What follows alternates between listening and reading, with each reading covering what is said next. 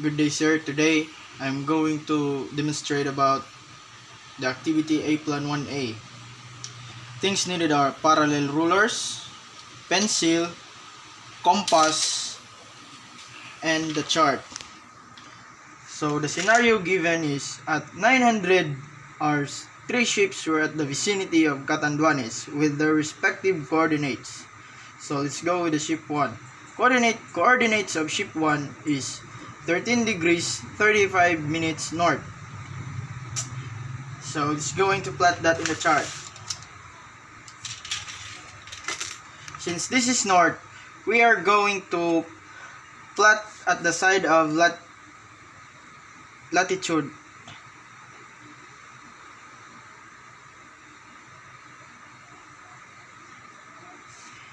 And the other one is 124 degrees 30 minutes east. So since this is east, we are going to plot in the longitude side. Finally, I can see where my ship is located. So to get the bearing from the ship to Calapadan Bay Lighthouse, we are going to use the parallel ruler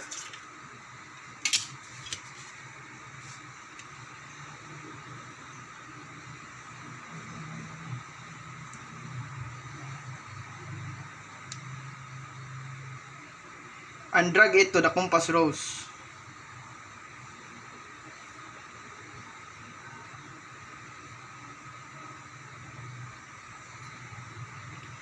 And the bearing of Calapadan Bay Lighthouse from the ship is 298 degrees.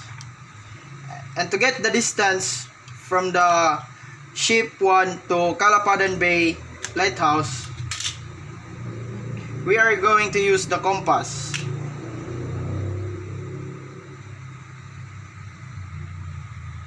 Then atong isukod diri sa latitude scale.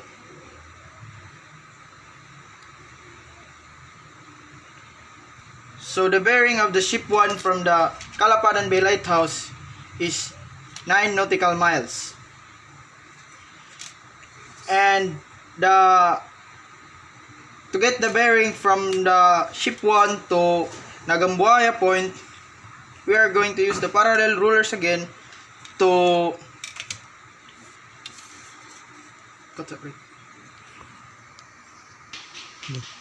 get the bearing of Nagambuaya Point. We are going to drag this one to the compass rose so that we can locate kung pila iyang bearing. So the bearing of this one is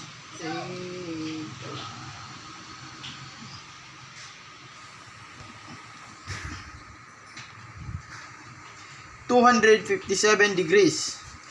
So to get the distance from the ship 1 to Nagambuaya Point, we are going to use the compass.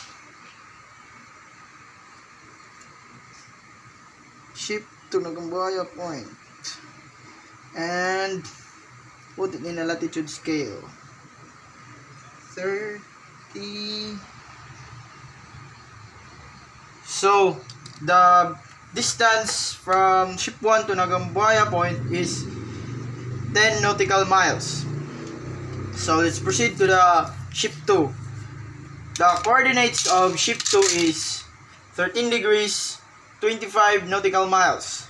Since north man siya, usual ato siyang i-plot diri sa latitude side.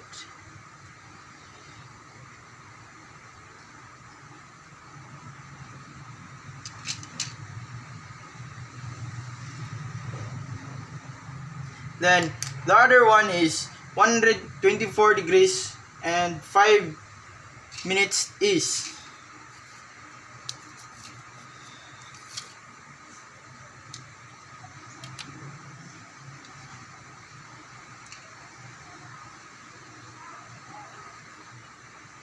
Then finally, I located my ship 2 around this area.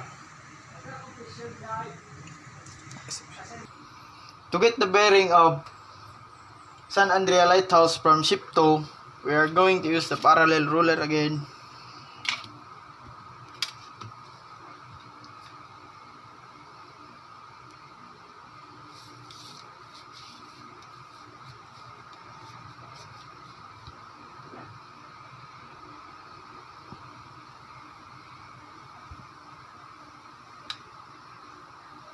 So the bearing of San Andrea Lighthouse from the ship is 020 degrees.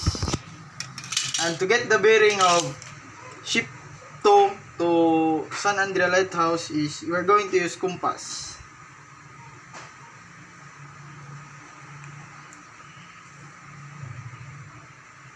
Then put it in the longitude scale.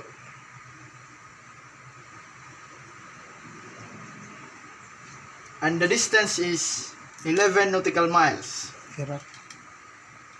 And to locate the bearing of ship 2 to Birak Point, we are going to use the parallel ruler again. To get the bearing to the ship 2 from the Birak Point, we are going to use the parallel ruler again. And plot this one so that and drag the parallel ruler to the compass rose to determine sa iyang bearing. So the bearing of Birak Point is 0.48 degrees. Oh, klaro yun. So let's proceed to the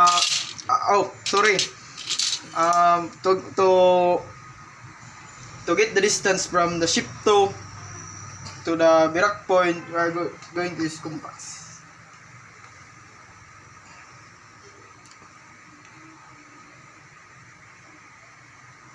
Then transfer to latitude scale.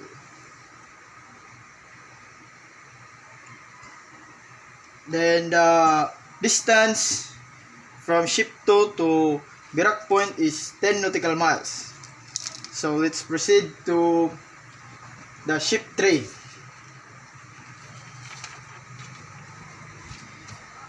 Ship 3 is the coordinates of ship 3 is 13 degrees 0.5 north, 124 degrees 20 minutes east. So since this is north, we are going to plot in the latitude side.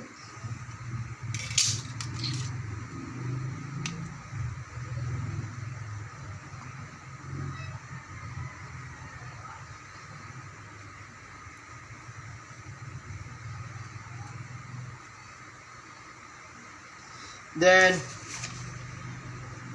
124 degrees 20 minutes east. So since east man siya, ato siyang i-kuhan sa longitude nga side. 20 man siya, ato siyang itungod sa 20.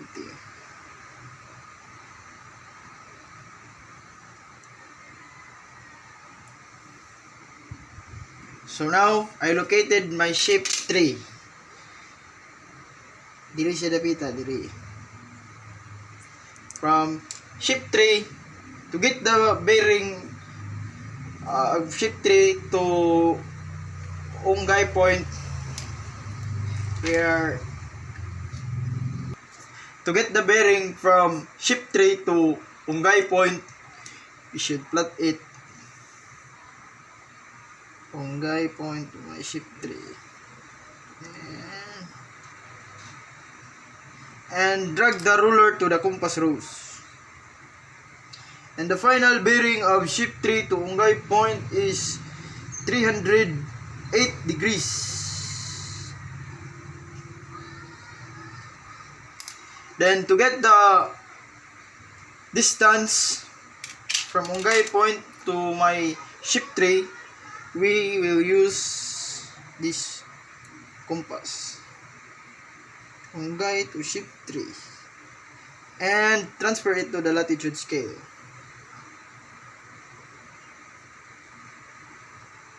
So the distance of Unggay point to ship 3 is 9 nautical miles. So the last one is to get the bearing of ship 3 to Puerto Diaz Lighthouse.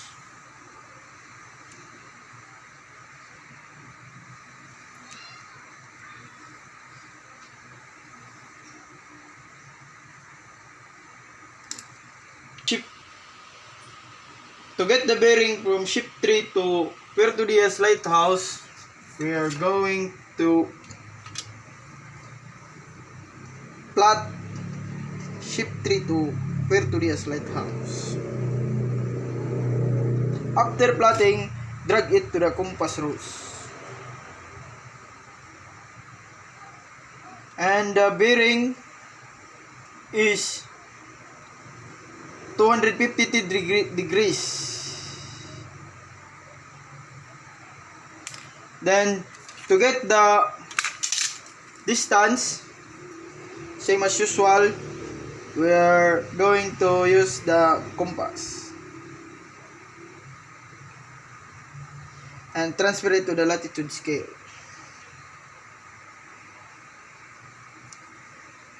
The distance of ship 3 to Puerto Diaz Lighthouse is 9 nautical miles. So that would be all. Thank you. Keep safe, everyone.